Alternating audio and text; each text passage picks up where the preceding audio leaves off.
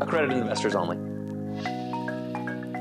At that point, I wanted to go bigger. But the problem you get is you overanalyze stuff. And you get discouraged because you're overanalyzing a deal so much that it takes all your time. And then when you go to your mentor and he tells you no, you've wasted too much time on it. So if you're syndicating, make sure you know what your investors want and what your goal is. All right, welcome to the Fundication Show. Today we have special guest Jordan Lee, and I've got my co-host Caloni with me.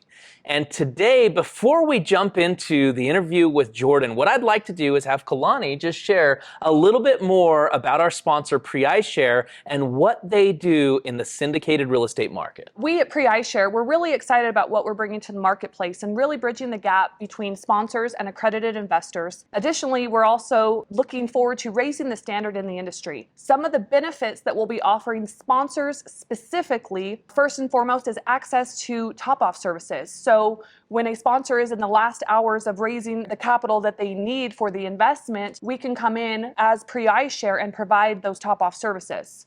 Next, we have access to our liquidity service, and that would be access to our listing hub that we are building out where investors can list their fractional shares and other accredited investors can purchase those shares. Next, we have access to our preferred equity service, which is essentially where we will provide capital to sponsors that are in need of any last-minute capital calls or any other emergency needs for capital. And then lastly, access to our accredited investors or other accredited investors that are part of our community. In terms of the benefits for investors that are part of our community, the first one is access to market intelligence. We will be composing reports of information that we're collecting both from sponsors and from investors in terms of what decisions they're making, what sponsors they're investing with, what asset classes they're purchasing, what geographies and where they're purchasing these assets. So those market intelligence reports will be available to the investors that are part of our community. Next, we have liquidity, access to our listing hub where accredited investors can list their fractional share or shares that they have in syndicated real estate investments,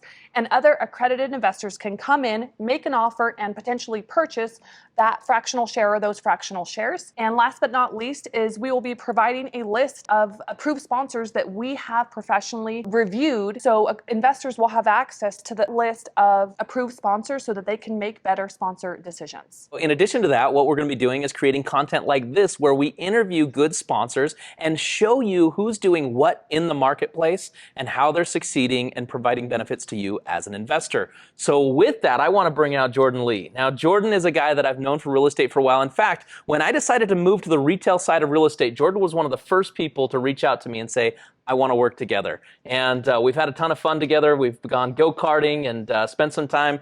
And I just love seeing your growth, Jordan. You're a guy who I think made the right decisions in an industry where a lot of people maybe don't have access to the information to make those decisions. Yeah. You were a high income earner, and then you went out there and started buying real estate. And then you've since duplicated that and gotten others involved. You've done some real estate syndications, which we definitely want to get into. Yeah. But I wonder if you could just share with everybody kind of your story from the point that you decided real estate was for you to where you're at now.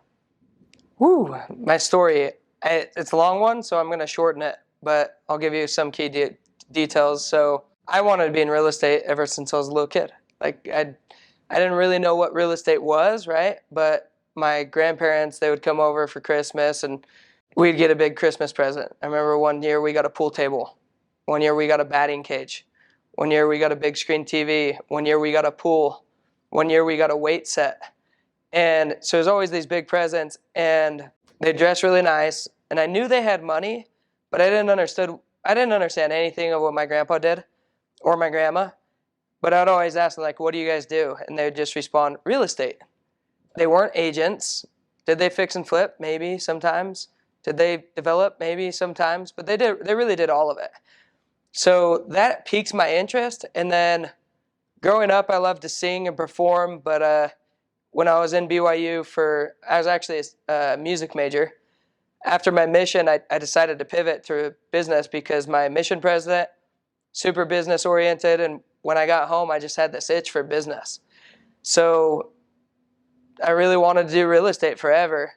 I actually got started in real estate because I wanted to get a house and just rent out rooms. That's all I knew. I was like, hey, I got to get a house. I got to rent out rooms. I can get my foot in the door. I didn't know anything though. I didn't know about lending. I didn't know about taxes. Literally no knowledge whatsoever. And so I did all I knew how to do, and that was make money. I met a guy who's like, hey, if you go knock doors, you'll make enough money to go get real estate. So I did. I went out and knocked doors and still didn't know how to get a loan. So I partnered with my brother and we bought our first property together. Looking back, I should have got a loan on it because I could have bought 5 for the price of 1. And a lot of these people that are watching the podcast, if you don't know what leverage is, I say that's the first lesson that anybody needs to learn in real estate is leverage. I didn't know anything about leverage. So I bought one house for $213,000, and then we ended up selling it years later for $500,000. Well, if we would have got 5, it wouldn't have mattered what the cash flow was. So, but that was our start. You know, my brother and I, we got a house, we started renting the rooms, and then as I filed taxes, right, and I learned about loans, I got a 4-plex, and I got a 4-plex, and then a duplex, and started accumulating the properties until in 2019, I just decided, like, I need to go full-time in real estate. I had a number of properties. I don't know how many properties, but it was from door to door. Just getting the money, getting the amount of money that I needed for down payments. Became an agent, and I just fell in love with investing. Yeah, did some flips. Came out, you know, really good on some flips, and then started investing more into real estate. But eventually, you run out of money, and I didn't like, you know, just I'm a weird agent. I don't like representing people that are just looking to buy a property. Whenever I take on a client, I always come from the investor mindset. I love investors. Even if they're 20 years old or 70 years old, I look at how much could this property cash flow? What's your ROI? What's your internal rate of return? I like to get in the numbers. So really started partnering with a lot of investors for capital. And as I started making them money, they're like, hey, you're really good at this. I'd like to give you more money. Can you go do some more projects with me? Like, yeah, cut me in a little bit of the profit and I'll take your money and run with it. So I actually started doing syndication without knowing what syndication was. I was joint venturing, I had an operating agreement that a local attorney gave me, and I was doing syndication to the T, but I didn't know the word. I was just partnering with people, taking their money, giving them a profit split, and saying, hey, if I'm giving if you're giving me $100,000, when I sell this property, I'm going to pay you back the $100,000, and then anything left over, we're going to do an equity split. So maybe, you know, 70-30 or 50-50, depending on the risk. And then I figured out that word was called syndication by watching a YouTube video with Meet Kevin. If you guys have ever heard Meet Kevin, and he goes through this. I like Grant Cardone, and I like the Wolf of Wall Street, and I started following him, and I was like, I'm literally already doing that. Like, why don't I do that on a bigger scale? So met a guy off of Clubhouse and became really good friends, and he mentored me. And the guy that I met off Clubhouse had gone from 0 to 2,000 units in a year and a half.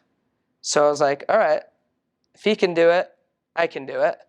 It actually took me a long time to jump in because I had all these other things going on. I was running a team, doing flips, running 50 personal properties where I'm self-property managing or hiring out an assistant and training her on how to run those properties, listing properties, buying properties. So I was doing more little syndications, and I jumped into big syndications about 6 months ago. Actually, my brother just decided to partner with me. I was like, hey, we need to do some bigger deals. And yeah, we've just been running ever since. So yeah, that's the story. It's probably actually not that short, but.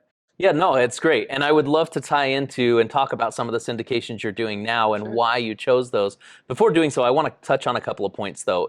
A lot of people end up as syndicators without realizing it, right? This is kind of the common story, is somebody goes out there and they get a single family house and they rent it out, or they make a profit on it somehow, and they say, I want to do this bigger. So they decide to buy more units. With you, it was 4-plexes and duplexes. Yep. And then pretty soon they realize, if I want to go bigger, I need more capital. I need more money. Exactly. And people watch what's happening in your life. So if you're having good results, they're going to say, you know what, I want that type of results too. Can we partner? And then pretty soon you're collecting money and you're putting it together in some sort of a joint venture or a syndication. And so we love to see that progression. And it's so cool when people finally like get to that spot where they say, you know what, it's the exact same process to do 20 or 40 or 100 units as it is to do that 1 or 2 units, right? So true. And something that I learned in the last year is a lot of people use the term OPM, right? Other people's money. I think it's overused. It actually it almost gets under my nerves because a lot of real estate investors, they're trying to become real estate investors, but they're not willing to put in the work. So I actually, when people use me, they're using OPT, other people's time. Because it's my time. I'm finding the deal.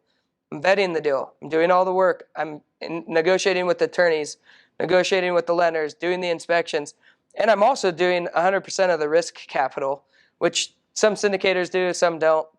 Luckily, I have a little bit of money to fork out the risk capital. But wealthy people, they want to use other people's time, right? Like I've worked with a lot of affluent individuals. Say you're working with an NFL football player, right? And they're actively playing in the NFL. They're not going to go look for real estate deals on their own. They say they want to get into real estate, but then when you interview them, it's like, I would like to know how to flip, but I don't have the time for it. I was talking with a dentist the other day, and he's wanting to be an Airbnb host and get all these Airbnb. But I talked to his wife, and she's like, "Nuh-uh, he doesn't have time. He's home at 9 o'clock every night, and he has money. We're just looking to invest." So for those people, they have money. So they don't need to use other people's money. They make good income. So they're using OPT, right? So I'm working now with a little bit more affluent clients that are looking to use OPT, where I think if you're an active real estate investor and you're looking to be as your full-time job, then you use OPM. So I love it. It's just a transition. It's a different shift of mindset. But yeah, syndication's been amazing. And it does take the same amount of time as Little Dill. You're just plugging in, I guess, more rent rolls. But it's bigger. It's on bigger scale. Yeah, and there's so many different types of capital, right? So sometimes people have capital as far as money is concerned, but they don't have time. Exactly. They don't have the knowledge. They don't have the relationships. And all of those are separate types of capital that are, in fact, worth way more than money. So oftentimes you can negotiate a better scenario because you have the time, the knowledge, and the relationships than somebody who just has the money, because money only goes so far. Having the wherewithal to get the deal done matters so much more. I think that's spot on. I like talking to little investors as well, because that's, the guy that comes home from knocking doors for 4 summers and they want to get started in real estate and they have time on the 8 months off. Sure, go self-run your own properties. But there's something that's called economies of scale, right? Where I can go buy 100 units at a 35% discount of what a regular single-family home would cost on a per-door basis. And that's going to get a lot more return for investors. So I can take 30% of the profit and still make them a 20% return, which is insane. Like if I, think about that logically, there's not very many properties in Salt Lake or Utah in general where even as a sole individual owner with no partners that you can make a 20% return off, per year over a 5-year basis. So that's why I love syndication, because it gets power together to where you can go do bigger deals and get better deals. Yeah, that makes total sense. And I love what you talked about when you said, you get sometimes where people are told they need to be in real estate, right? And they're high income earners, but they don't know what that means. So they think, I need to go flip a property. I need to become an Airbnb host. And when you're talking about somebody who's a professional that's working full time as a doctor, attorney, like you said, a professional athlete, any of those people, they can't dedicate the type of time it takes to be active in real estate in that way. So they should be looking from being an active investor to being a passive investor, and look for guys like you who are active in the marketplace so that they can park their money. That's exactly it. Yeah, I mean, I can't say it any better. That's it. How long ago did you start getting involved in syndications again? I started doing real estate on my own in 2014. No, just my brother was my only partner on deals. But yeah, my first syndicated deal was in 2019. 2019, Clubhouse started early 2020, or at least that's when most of us got on there. Yeah. You said you worked with the gentleman 6 months or a year and a half that mentored you a little bit. So the guy that I met, I don't know exactly when I met him. It was sometime in 2020. Probably early 2020, yeah. Yeah, maybe even the end of 2020. But we had met on Clubhouse. TJ, if you're listening to this podcast, thank you so much. He's amazing. But we got actually a lot of people that are wealthy. They don't take the time to teach you, right? Like they don't care. But he was newer in the game.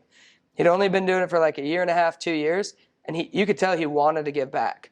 So in Clubhouse, it's linked to the Instagram. So I DM'd him, and it was the same day. It was like 30 minutes later, I was on a Zoom call with him, and he opened up my world. He screen shared, showed exactly what a limited partner is and what a general partner is, what a key principle is, how much money within the general partnership is allocated to risk capital and finding the deal, and 15 other jobs that you could have if you brought in partners and wanted to scale it. I had no clue. I was like, whoa, this is amazing. So spur of the moment, I was like, you know what? I'm going down to Vegas tomorrow. You want to come? You want to meet me? He's in Michigan. And he's like, you know what? I'll call you back in 20 minutes. And he called me back in 20 minutes. I'll meet you in Vegas tomorrow. So we met in Vegas. I forget the casino. We had sushi together, and it just started a relationship to where I could call him, and I passed deals by him for the longest time, and he would just tell me straight up, that deal sucks. That deal sucks. Don't do that one. Don't do that one.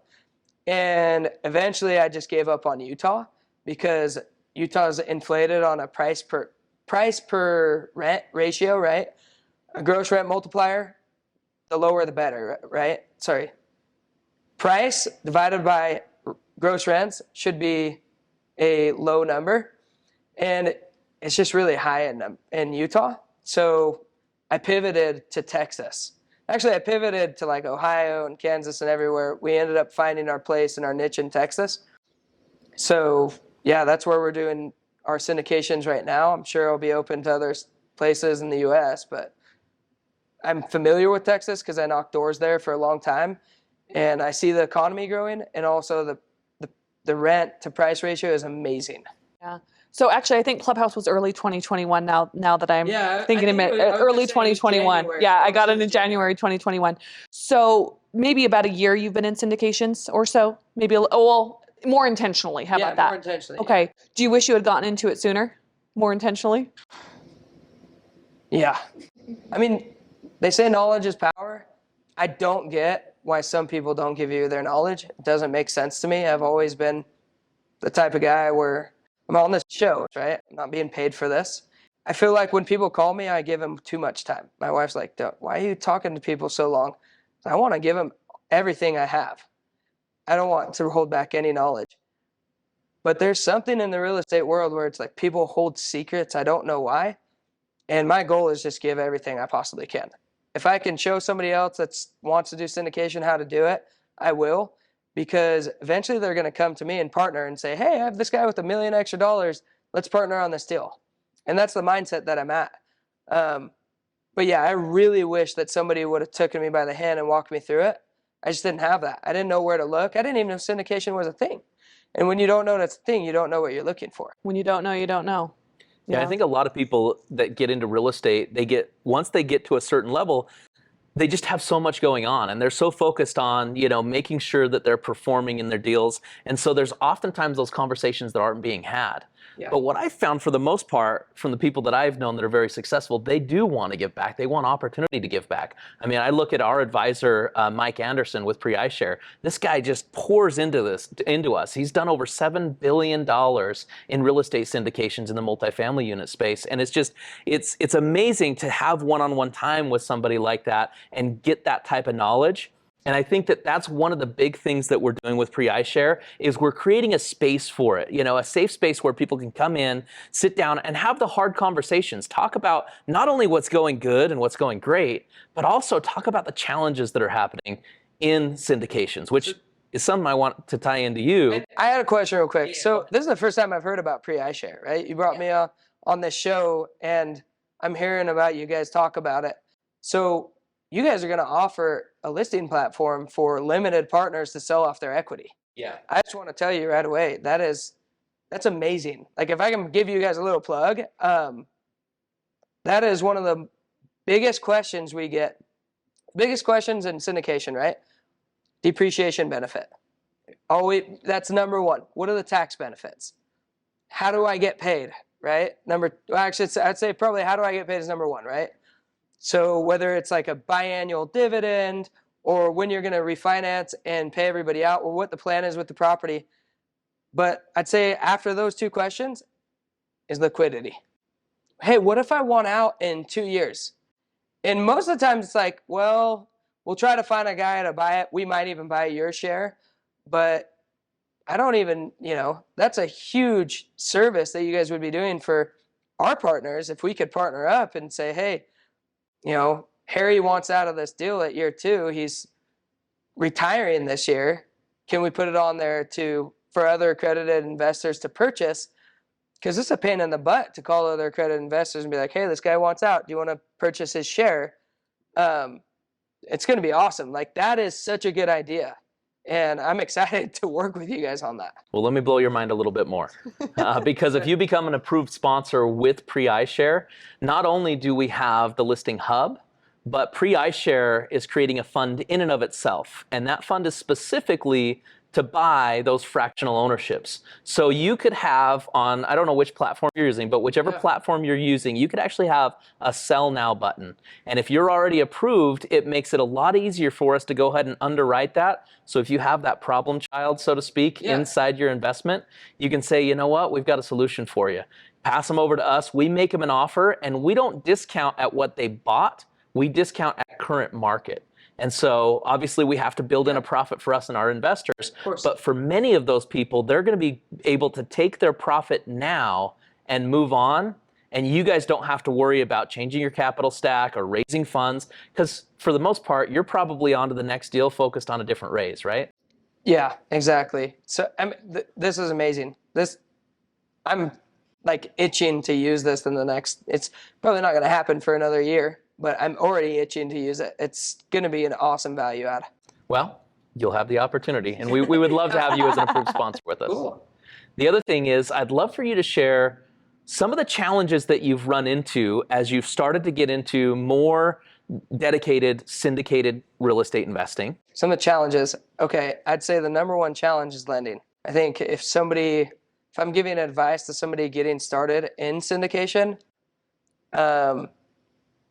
commercial lending and residential lending are completely separate. Like, they're night and day different. They don't even compare. Right?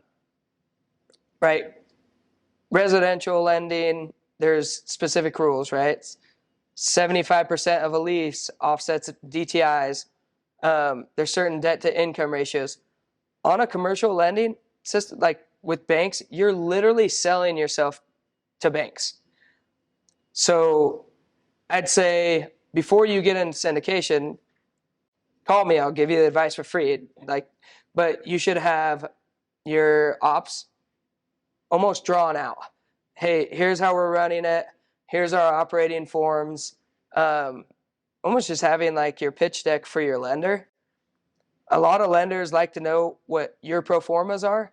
And I actually shot myself in the foot when we were getting our first lending, because I was being really conservative on the numbers. So conservative that the lenders were like, why are you being this conservative? Like, is there something wrong with the property that we don't know about? I'm like, no, it's just a really good deal. And I don't want to overpromise to investors. So I was giving them the same numbers that I was giving to investors. And the broker's like, why are you doing that? Like, give us like the real analytics. So there's so many different things. Another thing in commercial is you have to have been in it for 2 years to be in commercial. So it's like almost contradictory. So you either have to have a key principle or sell the lender on why you've been running commercial real estate by having 4 plexes in the same area, right? That's actually how I got started as key principal. I had to show my portfolio and be like, hey, I don't own commercial properties, but I own four fourplexes on the same block, and I have self-managed. So the easiest way to get into it would be, one, get a key principal to co-sign, because you don't have to go through all that stuff. And just make sure you have your ducks in a row for when you go to lenders. I know brokers are going to hate this next thing that I'm about to say too, but they get paid, right, to put together all your stuff. And if you're good at putting it together, you can go directly to 20 banks at one time and be your own broker, so you don't have to double pay an origination fee. But yeah, the main difficulty that I had getting started was lending. And then I think the other main difficulty is actually getting started. I think, when I was talking to you a while ago when we went go-karting, I don't even know how long ago that was. But 2021 as well. Yeah, so almost 2 years ago, right? I think it was in February, right? Probably was, about 18 months ago. Yeah, so at that point, I wanted to go bigger, right? But the problem you get is you overanalyze stuff. And you get discouraged because you're overanalyzing a deal so much that it takes all your time. And then when you go to your mentor and he tells you no, you've wasted too much time on it. So if you're syndicating, make sure you know what your investors want and what your goal is. Because most syndicators want cash flow. And if you can't give them cash flow, you got to pivot to the market that you're looking at. And I think I just wasted a lot of time on the wrong markets and not going straight to what the end goal was. So yeah, just, I guess in summary, make sure you have a goal and you're focused on it. And number two, get your lending in order. And in order to do that, you have to know you have to have your ducks in a row. So partner with a mentor. So that leads into, I would love to understand why you chose the market that you did. You know, what that market is, why you chose the market that you did, and some of the things that you're doing that make that market stand out to you as your key place to invest. Yeah, so right now we're closing on one in Mercedes, Texas. So I did some summer sales down there, so I knew the area pretty well. And Mercedes is actually located right between two international airports. So you have McAllen and Harlingen. And it's the fastest growing metropolitan area in all of Texas. So tons of construction. When we were flying down to actually look at the properties, you always think the worst is going to happen. So we're like, oh man, I don't know about this market. But right when we flew into McAllen, and on the way driving to Mercedes through, Mercedes right between McAllen and Harlingen, there's tons of construction. So that's a good sign. When you see, 100 fourplexes going up, 100 duplexes, all these homes going up, job growth, it's agriculture down there. And all the agriculture is being eaten up by industry. There's brand new malls down there. That tells you there's growth, right? The other thing is the deal itself. We were looking at rent ratios in the area, and the property owner had his rents at $614 per unit. These are mixtures of 1, 2, and 3 bed bath, right? I mean, think of a 3 bedroom, 1 bath here in Salt Lake. What's that go for? Let's say it's 1,200 square feet. I mean, it's hard to get anything under $500,000 these days, right? So we're getting them at $44,000 a door. That should tell you something, right? And the rents there were at $614. Looking at all the comps, nothing was under $750. Nothing. And we're buying it at as-is pricing. It's not hey, this could go up, right? When we actually negotiated the deal, it took us 4 months to negotiate it. Because a lot of sellers, they want what the property could be worth. Oh, the property could be worth $6 million if you raise the rents to $850. Okay, it could be, but are they at $850? No, but that's why we're selling them at $5 million. I'm like, that's not how it works, So a lot of property owners, and these specific owners, they're mom and pop, they've been running these 70 units on their own. And when they have a good real estate agent on the side that you're negotiating with you, and you're saying, hey, can you knock some common sense into them? They're like, I've been trying. They've been on a contract with 2 other buyers that backed out because of the same reasons. Eventually they work with you. And that's what happened. And this was just knocking out the door. Hey, you ready? Hey, you ready? Hey, you ready? And we were able to get the price down over $1 million. So that's another big deal. As far as like the southern, like South Texas, Brownsville, not too far away, Elon Musk is putting SpaceX there. So just McAllen is an international hub for banking. Harlingen's growing. So it's just growth. And then also the price of real estate compared to the rents. We're purchasing at so gross rents times 5.53 equals the purchase price. That's a really, really low multiplier. Whereas like in Provo, you're looking at like sometimes a 14, 15, 16. So we're buying at a third of the price on the ratios. And that's really what an investor likes to know, that if you're chopping your rents in half, if they can still make a 8% return, it's like, close your eyes, I'll buy it. And so, yeah, I mean, a lot of things, when we went on our contract with it, when I got back to Utah, one of my buddies was having a birthday party. So we all went to Topgolf, and another buddy who is on his way to be a billionaire. I don't know if he's a billionaire. He might be. But he was at Topgolf with us, and he owns 5,000 units in the same area. So it's like, I was excited. He said, yeah, I own all these units in this area. I was like, oh, let me show you the pro forma. Let me show you the rent roll. And I already had them ready on my drive. So I pulled them up, and he's like, that's a good deal. He told me right away, he's like, I don't need to see any more. That's a good deal. And so that gave me another confidence boost. Like, all right, somewhere near $1 billion investor that owns 5,000 units in the same area tells me it's a good deal. Close your eyes and buy it. From that time that I talked to that individual, we got the price down another $400,000. So yeah, it was a good deal. But yeah, it's just knocking on the door. The other deal that we're doing right now is the same thing. We've been negotiating with them for 6 months, and we're getting that deal at $39,000 per apartment. So, yeah, I think it's just persistence. Yeah. Same area? Same area. Yep, about 5 miles away. How are you finding most of these deals? Are you just looking on Google or? No.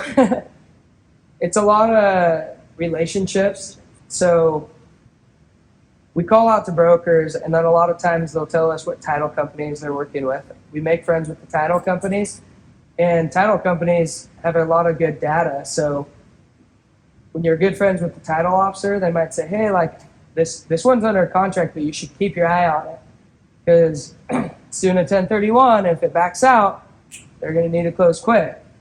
And you keep your eye on that broker. Hey, how's that deal going? How's that deal going? But yeah, just networking. I can't tell you how many calls I've made. My wife hates it because I'm on the phone 24/7. But I think that there's no secret. That it's just we're doing it right now. We're networking. So I wouldn't know what you guys are doing without talking to Christion and just reaching out. Hey, what are you up to? Do you have any good deals? You mentioned kind of hopping around a couple different markets before finally settling on Texas. Yeah. What were kind of the no-goes or the reasons why you chose not to invest in some of those other markets? And then what was really the compelling reason or reasons to going with Texas and sticking there for your investments? Good question. So I think everybody should know who they're going to be raising money from, right? You know, if I were told you, hey, I need $1 million today, it's a really good deal, you could probably think of the people that you're going to call, right? And that's the same with any investor. You know, if Christion was going to call, he's going to know exactly who he's going to raise money from. I knew that as well. So it's really listening to investors when you're trying to pitch them cash flow and passive income, but then you're looking in Utah where it's really an appreciation play, right? I bought a townhome for $400, and now it's worth $600. Do you think that's going to happen every single year? Probably not. And that's reality. Like, I'm sure you guys have seen that Utah has gone down in price in the last 2-3 months, right? I don't know the exact statistics on it. I'm not a statistician, but it's definitely gone down. And I saw that. I think everybody saw that coming with interest rates rising and everything. So we went to mediocre markets and mediocre cash flow markets where it's like going up in appreciation and also has pretty good cash flow. And eventually you just have to go to where the cash flow makes sense and it's growing. If it's not growing and the cash flow doesn't make sense, at least for my investors, it wasn't going to make sense. So Texas hit both of those boxes. Where I think a lot of places have really high cash flow. I mean, I'm not going to name any states particularly because I don't want to offend anyone. You know the states where you can get a 4-bedroom, 2-bath brand new home for under $100,000. Like there's places out there that the cash flow is really high. I'm actually helping a client sell some houses near an oil field where his rents have been cut in half since the oil field shut down. So he's underwater, right? The cash flows were insane when he bought it, like super good for about 18 months. And now it's just gone. So I didn't want that to happen. I want to be in a place that has good cash flow, but is also growing. So we just went, I can't tell you all the places that we went to, but we went to a lot of places and it just ended up hitting all those boxes. Well, I loved what you said about, the investors that you're shopping for, so to speak, because that's really what you're doing, right? You're shopping for your investors. Right. But I think there's still a lot of people out there that raising millions of dollars seems like a dream to them. They don't understand what that process would look like. I would love if you would break that down. Like, where did you start and what do you think about when raising money? And just give us the overall. How do you do it? Yeah, so first off, I know it's cliche, but mindset's a big part of it. And I think you ask some of these, almost any real estate investor that's up-leveled, there is a mindset shift. I remember I was in Reno, and I was sitting on a rock with my uncle, and we were overlooking the city, and he said, look at the city. And we're looking at all these lights and thousands of people. And he's like, there's a lot of money right there. That little tiny neighborhood right there is worth, that house right there is worth $10 million. Right? That little tiny neighborhood right there, there's $100 million sitting in that little neighborhood right there. You just need to get a little part of it.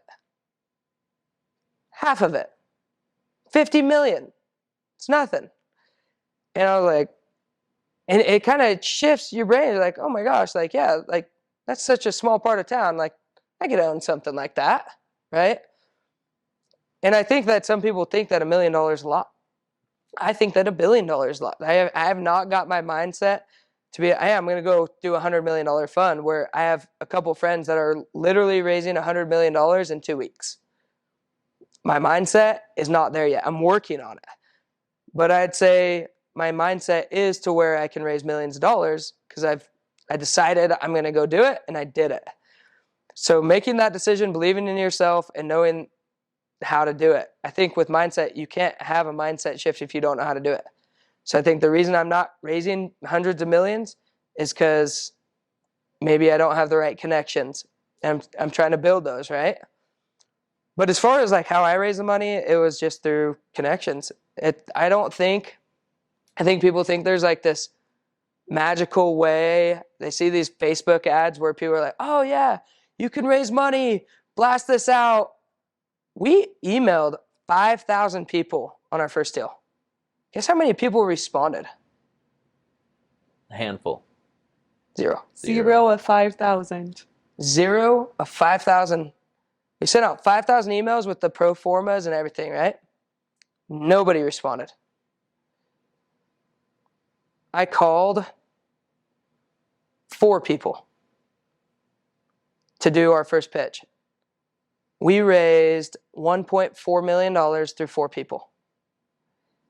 And had people that we had to turn away from the deal on other calls that we'd called more than 4 people, right? Anybody that had heard about the deal and actually looked at it and looked at the numbers said, oh man, this is a no-brainer. Thank you for actually calling me. Thank you for doing this. We actually had people that we would not call because we know that they're looking for people who have done 20, 50 deals. We're like, hey, we'll save them for the next one. You know what I'm saying? So we had that network, but it was really through friends of friends. You call Kaylee and say, hey, Kaylee, I got a deal. It's going to be a really good cash flowing deal. And I know you work with a lot of affluent individuals that need depreciation. Would you want me to come do a free class? Go do a free class, show them a little bit about what you're working on. People ask. They want to know how to get in on it. This morning it happened. I got a call from a woman who's getting a divorce. She wants a place for her husband to stay in an Airbnb. She called my wife, asking for a place to stay. And then I was telling her about different places that we have. Oh, I got this one, I got this one, I got this one. She's like, what do you do? I was like, well, I do real estate. And she's like, Your grandpa? yeah, exactly. I was like, I do real estate. She's like, are you an agent? Sometimes. Do you flip? Sometimes. What do you do? I was like, well, like right now I'm working on getting affluent individuals passive income. She's like, I have a marketing agency. I need to put money into real estate. When can we speak? I'm like, well, we'll set something up for October 11th at 2 p.m. when I get off my cruise. And we'll get something. But that's how it happens. You tell people what you do, and if it's a good enough deal, people want to do it. I think one quote that's always stuck in my brain from my mentor is good deals find money. I never believed it. I was like, no, good salesmen find money. Like, I can sell the deal. You don't want to sell a deal. Because if you sell a deal, if you have to sell a deal, it's not a good deal.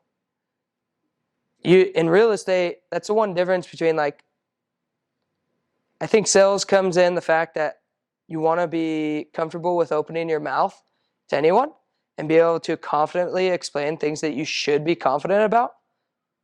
But you should not open your mouth about a bad deal, because it will make people not trust you a million times over. I'm sure you've had like wholesalers call you and they're like, I got this really good deal. It's so awesome. And then you email it to me. They email it to you and you're like, this isn't a good deal. You thought this was a good one? Okay. And then you never open emails from that wholesaler ever again. There's a reason why the best wholesalers are picky. They're actually picky. It's because they have enough deal flow and they're doing enough hard work to where they're only going to send you the good ones and you're going to buy from that guy every time. I actually have a guy, Joe, if you're watching this, you're an awesome wholesaler. But he finds really good deals. And he finds them in the markets that I like where other people aren't looking. So good deals find money. So have a good deal and then know who you're pitching to find the market. And when you go and raise your money, it's not rocket science. I like to do in-person interviews. Hopefully one day I have that network. I'm not a social influencer, right? Like I am really bad. I was with Manti Te'o last night, right? I wanted to post it on social media so bad. I got home and I was tired. And most people would post that on Facebook, like, I'm with Manti Te'o, right? I met TJ Haas the other night. He's coming to do a basketball tournament with us. He's like a local celebrity at a pro for BYU, right? I don't ever post. I'm bad at it.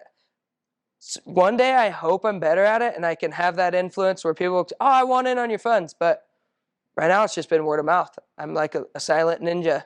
And if people have made money, they solicit me. Another cool thing, I wasn't even going to talk about this, is referrals. So there's a woman that wanted to know if I was a good steward of my money. And I just gave her like 10 random people to call and to interview about me. I had no clue what they were going to say. I mean, I just say, hey, these are people I've done business with, call. And it humbled me to have her call me back and say, I'm in. I'm buying a couple shares. Like I'm doing this all the way. I'm like, oh, cool. Like what changed? I called your friends. I called the people that you've done business with. And I was like, I'm curious to know what they said. And like, it humbled me at what they're saying, you know? So, and I think that's a big thing. When you do people right, they're going to solicit your integrity to other people. You can see it with Christion. I follow you, and I know people that you know. It's a small world in real estate, and people love you, by the way. Thank you. So that's why I want to align myself with people that, that other people love, and I want to be that myself. So anyway, I think that's how you find money. It's just networking, being yourself. Relationship capital.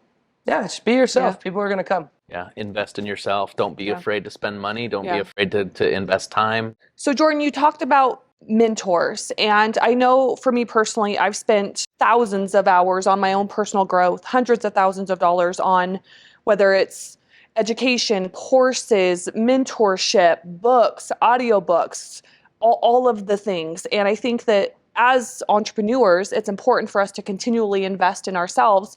And I love that you hit on having great mentors. Yeah. And so I would love for you to just elaborate on how that has impacted your career. You also mentioned that you're passionate about mentoring others, and I would just love for you to shed a little bit more light into the mentorship arena that you were talking about. Yeah, so as I've got older, and I don't consider myself super old, right? I'm in my 30s, but I think a lot of people, when they hear they need to get a mentor, they think two things. One, they think I can do it on my own. Or two, they think that a mentor is expensive, which it could be, right? But one thing that I've learned is it's so worth it. You asked me a question earlier. You said, do you wish you would have got into syndication earlier, right? The answer is yes, but I would have needed a mentor. I kind of got lucky because right when I found out about it, there was Clubhouse and I connected with someone. But looking back, when I got into summer sales, I wanted to buy real estate, right? That's the only reason I got into summer sales. I told them no 1,000 times. And I got sold because the guy that sold me on doing summer sales pinpointed my pain point. He's like, hey, well, how are you going to get into real estate with no money, right? He didn't know anything about real estate. Like he was just getting started himself. Had I had a mentor to tell me how to do real estate in that meeting, he wouldn't have told me not to do summer sales, but he would have told me how to file taxes. He would have told me don't write off everything so you can qualify for loans and go get investment properties. I would have been worth probably 5 times what I'm worth right now had I just learned how to leverage and learned how to cash out refi. I had a good buddy, Drew. If you're listening to this, you know who you are. I had a house that was paid off for years, that first one that I bought. And he'd tell me, just HELOC it. Get a home equity line of credit. Just HELOC it. Go use it. Go multiply your assets. And I had been always taught that debt is bad. Debt is bad. Debt is bad. Debt is bad. But when I got into BYU, when I was in the finance classes at the Marriott School of Business, you'd hear like debt has a definition. It depends on the definition. Is it an asset or a liability? You read Rich Dad, Poor Dad. A lot of people can't tell the difference. And what I'm telling you is, had I had a mentor in that moment, in that summer sales meeting that heard the real estate conversation and pulled me aside and said, hey man, I'm 6 years into real estate and I've acquired 20 properties. If you're really looking to do summer sales and get into it, you need to do X, Y, Z. I would have kissed his feet, like knowing what I know now, right? So I think you need to really make sure you're talking to somebody that knows what they're doing, vet them, and then if you don't know if you can vet them, talk to other people that can vet them for you, right? And get a mentor, because I never would have been able to do syndication without TJ. He introduced me to my attorney. He introduced me to, actually I had a different mentor. Gosh, I forget his name. I want to give him credit. I met him at AREA here in Salt Lake. I'll remember. But he gave me Michael Blanc's syndication analyzer. Just Google Michael Blanc. And that's where I really started figuring out numbers. But if I did not have the mentors, I wouldn't have been where I am now. So I think for anybody listening to this that's trying to get started in it, please Don't be afraid to open your mouth. Ask and you shall receive. Knock and it shall be opened unto you. I think so many people are afraid to ask. Oh, he doesn't have time for me. It's not true. If you ask in the right way where you can come and be of service, I want to help anyone. And I love when people ask, what can I do for you? Like, how can I be of benefit to you? I'm getting started. If I find you a good deal, like, will you mentor me through it? If you can be of service to someone, you don't have to pay them. Go be of service to someone and you won't have to pay for the mentorship. I think if somebody approached me that way, 100%, I'll take you under my wing. There's actually Daniel Franco, if you're listening to this, is a good friend of mine, that he approached me in a very humble manner, and we've done like 4 deals together now. But he's very humble, and he is always looking to provide value to me.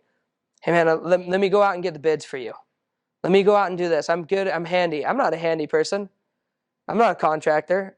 I don't know anything about that. So I know numbers, but he'd provide that value. And then in exchange, I show him everything I'm doing. Oh, this is how we property manage it.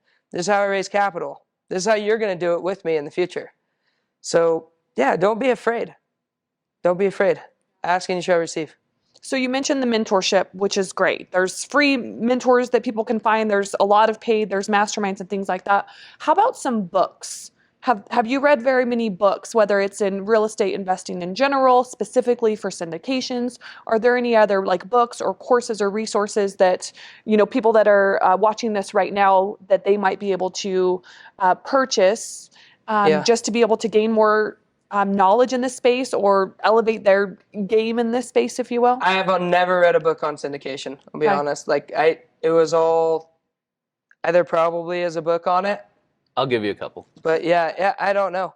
I know sales books, and that helped out a ton. I mean, anything by Grant Cardone's amazing. Brian Tracy. But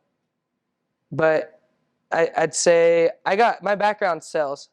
So I could give you tons of sales books. Sell or Be Sold. That's like one of my favorite one. The Psychology of Selling.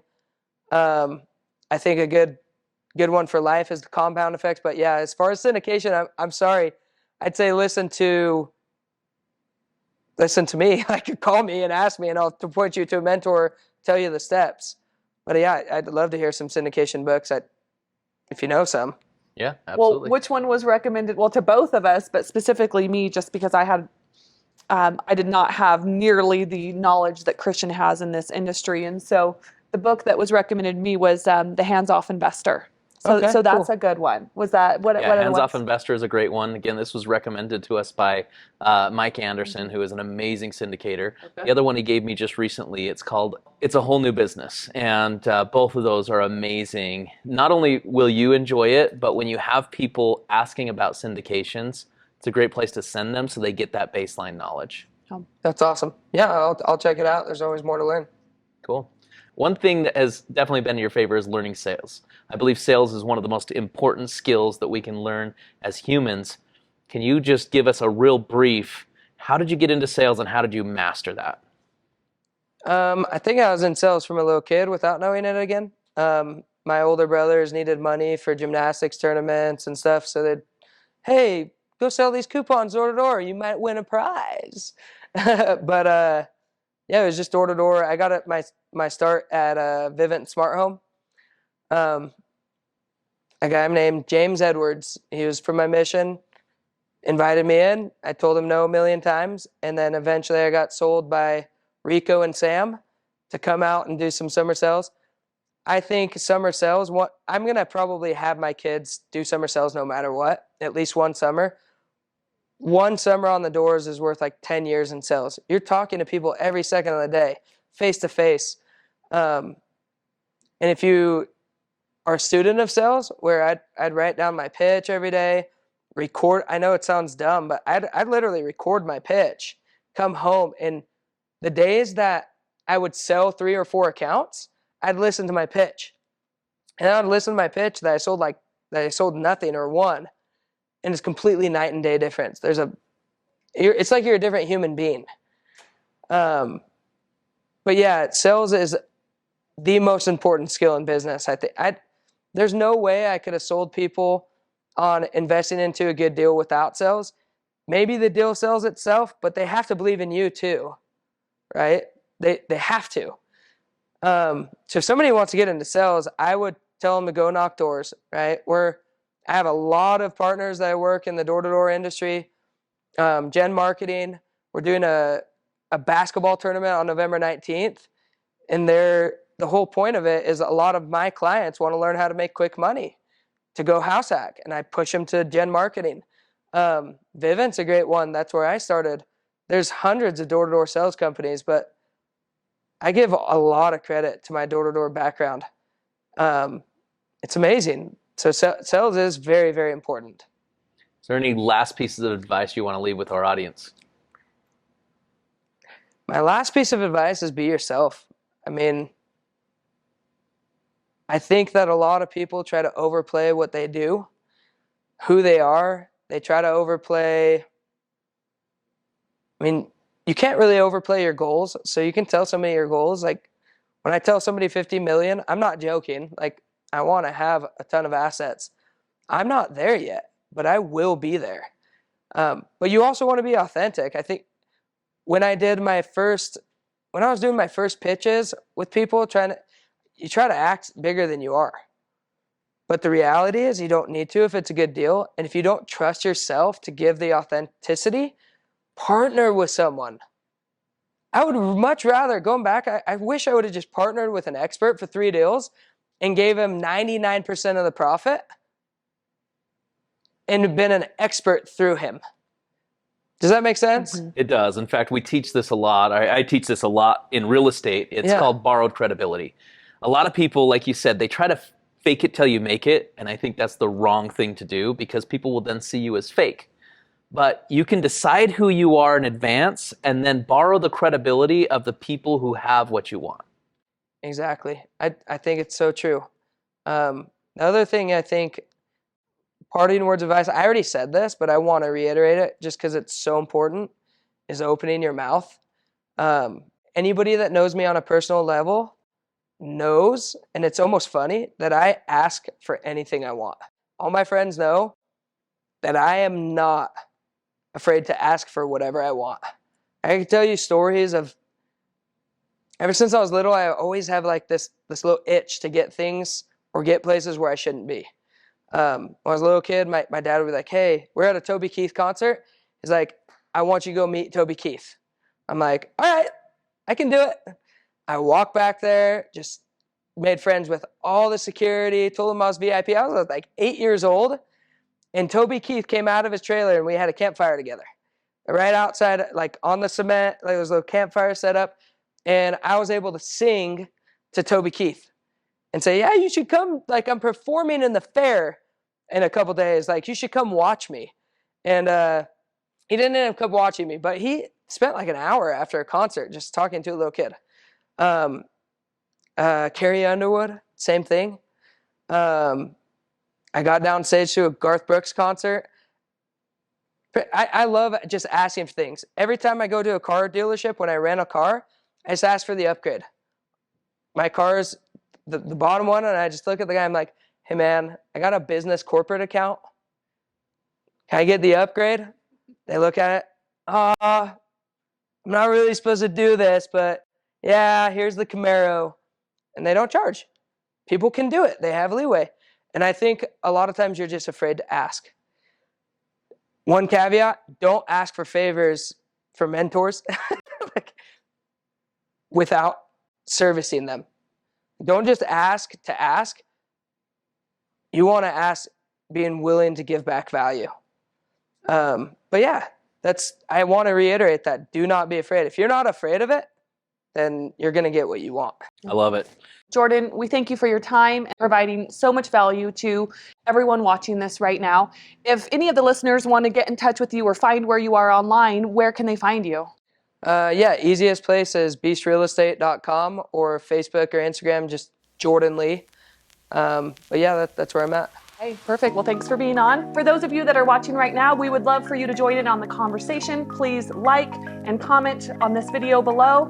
And then also, if you're on one of our platforms, whether it's Facebook, Instagram, YouTube, or any of our other platforms. We'd love for you to like our profile and subscribe to our channel.